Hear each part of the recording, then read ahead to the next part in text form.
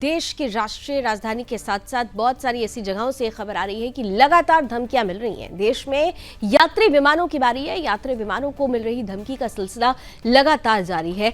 दरअसल सिर्फ कल ही 25 से ज्यादा फ्लाइट्स को बम से उड़ाने की धमकी मिली है। इसके पहले आपको याद होगा 2 दिन पहले एक साथ 70 फ्लाइट्स को बम से उड़ाने की धमकी मिली थी और अब कल ही अकेले 25 से ज्यादा फ्लाइट्स को बम से उड़ाने की धमकी मिली। इनमें खासतौर से इंडिगो, विस्तारा और एयर इंडिया की 6 विमान इसमें शामिल बताए जा रहे हैं। इससे ठीक एक दिन पहले ही 30 से ज्यादा विमानों को धमकी मिली थी और इसके चलते सैकड़ों यात्री घंटों परेशान हुए थे। वहीं पिछले एक हफ्ते से 90 से ज्यादा विमानों को बम से उड़ाने की धमकी मिल चुकी है। बाद में ये सभी झूठी भी साबित हुई। फेक कॉल, हॉक्स कॉल मानी जा रही थी ये। इन धमकियों की वजह से अब तक 200 करोड़ रुपए तक का नुकसान हो चुका है। अब गृह मंत्रालय ने इस संबंध में सिविल एविएशन मिनिस्ट्री और bureau of civil aviation security से डिटेल्ड रिपोर्ट मांगी है। सीआईएसएफ, एनआईए और आईबी को भी रिपोर्ट देने को कह दिया गया है। और इन सब में बड़ी बात यह है कि केंद्र ने डीजीसीए चीफ विक्रम देवदत्त को पद से हटाते हुए कोयला मंत्रालय में सचिव बना दिया है। इस बदलाव को धमकी वाले मामलों से जोड़कर देखा जा रहा है।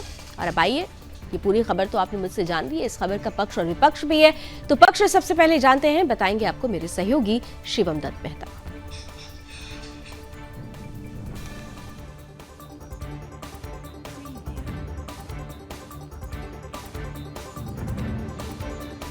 चलिए, धन्यवाद लावनी। जहां तक कि इस खबर के पक्ष की बात है तो बता दें कि सरकार लगातार मामले पर कार्रवाई कर रही है। ऐसे में एजेंसियों को भी एक्टिव कर दिया गया है। एक्टिव कैसे कर दिया गया है और एक्शन में क्यों है एजेंसीज, उसके लिए भी आपके लिए ग्राफिक्स तैयार किए हैं ताकि आप इस मामले को विस्तार से अच्छे से समझ पाएं कि भाई क्या कुछ किया जा रहा है एजेंसियों के द्वारा। गृह मंत्रालय, आप ये लीजिए, सबसे पहले कौन एक्टिव है? गृह मंत्रालय इसमें एक्टिव हो चुका है, एक्शन में है।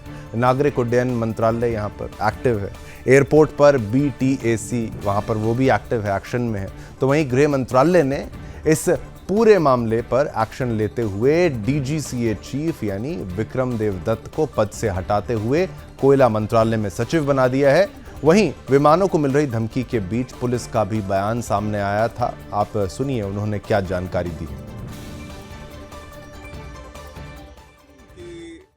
पुणे से जो जोधपुर फ्लाइट आती है उसमें बॉम्ब्स थ्रेट की सूचना आई थी सीआईएसएफ की तरफ से, जिस पर हम सभी अधिकारी, स्टेट इंटेलिजेंस वाले, जोधपुर कमिश्नरेट के और जो हमारी क्यूआरटी है, बॉम्ब डिस्पोजल स्क्वाड है, सभी यहाँ पर पहुंचे। पैसेंजर्स को सभी को सेफली डिपोर्ट करा दिया गया है।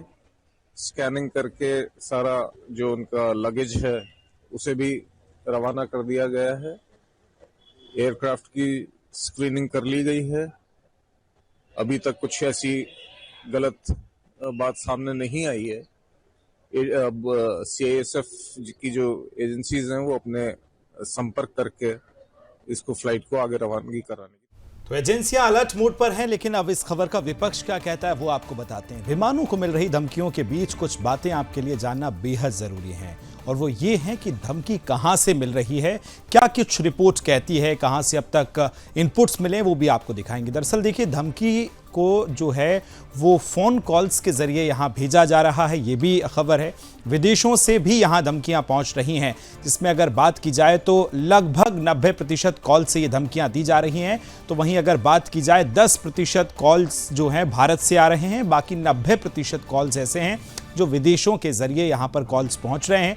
तो देखिए, आंकड़े तो बहुत कुछ कहते हैं, कहानी बताते हैं कि किस तरह से विदेशों से ये फोन नंबर्स के द्वारा धमकियां आ रही हैं, लेकिन इसी बीच जिन विमानों को धमकियां मिल रही हैं वो भी आपको जानना जरूरी है कि किन किन विमानों को धमकियां मिल रही हैं। सबसे पहले इंडिगो की अगर बात की जाए तो लगभग 6 फ्लाइट्स ऐसी हैं जिनको अभी तक धमकी दी गई है। वहीं विस्तारा की अगर बात की जाए तो लगभग 6 फ्लाइट्स ऐसी हैं जिनको धमकी दी गई है, और साथ ही इंडिगो की बात की जाए तो 6 फ्लाइट्स इसमें शामिल हैं जिनको धमकी दी गई है। विस्तारा की बात की जाए तो इसकी भी लगभग 6 फ्लाइट्स ऐसी हैं जिनको धमकियां दी गई हैं। वहीं इन सब के बीच अगर बात की जाए तो खालिस्तानी आतंकी गुरपतवंत सिंह पन्नू ने एक बार फिर भारत के खिलाफ हरकतें शुरू कर दी हैं। उसने सिख दंगों के 40 साल पूरा होने पर एयर इंडिया के विमान को उड़ाने की धमकी दी है। उसने कहा कि एयर इंडिया के जो प्लेन्स हैं उसको निशाना बनाया जा सकता है। ये धमकी उसकी तरफ से आई। उसने विदेशी यात्रियों से भारत की यात्रा ना करने को भी कहा है। पन्नू की ये धमकी ऐसे समय में आई है जबकि भारत में विमान कंपनियों को पिछले कुछ दिनों में 100 से ज्यादा धमकियां मिल चुकी हैं। पन्नू ने क्या कुछ कहा है वो भी आपको सुनवाते हैं। एयर इंडिया दुनिया ਦੇ ਵਿੱਚ ਚੱਲਣ ਨਹੀਂ ਦਿੱਤੀ ਜਾਏਗੀ। ਸਿੱਖ ਪੰਥ ਵਾਲਿਓ 19 ਨਵੰਬਰ ਤੋਂ ਬਾਅਦ 에ਅਰ ਇੰਡੀਆ 'ਚ ਸਫ਼ਰ ਨਹੀਂ ਕਰਨਾ, ਜਾਨ ਨੂੰ ਖਤਰਾ ਹੋ ਸਕਦਾ ਹੈ। ਔਰ ਸਾਡਾ ਇਹ ਸੁਨੇਹਾ ਹੈ ਭਾਰਤ ਨੂੰ, ਇੰਦਰਾ ਗਾਂਧੀ ਇੰਟਰਨੈਸ਼ਨਲ 에ਅਰਪੋਰਟ 19 ਨਵੰਬਰ ਨੂੰ ਬੰਦ ਰਹੇਗਾ। ਇਹ 19 ਨਵੰਬਰ ਉਹੀ ਹੈ ਜਿੱਦਣ ਵਰਲਡ ਟੈਰਰ ਕੱਪ ਦਾ ਫਾਈਨਲ ਵੀ ਹੈ। ਦੁਨੀਆ ਦੇ ਵਿੱਚ ਦੱਸ ਦਿੱਤਾ ਜਾਏਗਾ ਕਿ ਭਾਰਤ ਨੇ, ਹਿੰਦੁਸਤਾਨ ਨੇ ਸਿੱਖਾਂ ਦੀ ਨਸਲਕੁਸ਼ੀ ਕੀਤੀ ਸੀ ਤੇ ਇਹ 에ਅਰਪੋਰਟ ਦਾ ਨਾਂ ਸ਼ਹੀਦ ਬੇਅੰਤ ਸਿੰਘ, ਸ਼ਹੀਦ ਸਤਵੰਤ ਸਿੰਘ ਖਾਲਿਸਤਾਨ 에ਅਰਪੋਰਟ ਹੋਏਗਾ ਜਦੋਂ ਪੰਜਾਬ ਆਜ਼ਾਦ ਕਰਵਾਇਆ ਜਾਏਗਾ। ਆਜ਼ਾਦੀ ਦੀਆਂ ਜੰਗਾਂ ਜਨੂਨ ਨਾਲ ਜਿੱਤੀਆਂ ਜਾਂਦੀਆਂ ਤੇ ਆਜ਼ਾਦੀ ਦੀ ਜੰਗ, ਪੰਜਾਬ ਨੂੰ ਆਜ਼ਾਦ ਕਰਾਉਣ ਦੀ ਜੰਗ ਖਾਲਿਸਤਾਨ ਰੈਫਰੈਂਡਮ ਦੇ ਰਾਹੀਂ ਚੱਲ ਚੁੱਕੀ ਹੈ। ਭਾਰਤੀ ਹਕੂਮਤ ਦੇ ਟੈਂਕ ਤੇ ਤੋਪ ਇਸ ਆਜ਼ਾਦੀ ਦੀ ਜੰਗ ਨੂੰ ਰੋਕ ਨਹੀਂ ਸਕਦੇ ਕਿਉਂਕਿ ਗੁਰੂ ਸਾਹਿਬ ਨੇ ਇੱਕ ਸਿੱਖ 1.25 ਲੱਖ ਦੇ ਨਾਲ ਲੜਨ ਨੂੰ ਬਣਾਇਆ ਹੈ। ਜਨੂਨ है आजादी ਦਾ ਤੇ हथियार है। तो पन्नू ने एक बार फिर से गीदड़ भभकी कहना चाहिए इसे कि गीदड़ भभकी ही है ये, क्योंकि पन्नू इसके पहले भी कई बार ऐसी चेतावनी और धमकी दे चुका है लेकिन भूल गया है कि ये बदला हुआ भारत है जो छेड़ने पर छोड़ता भी नहीं है।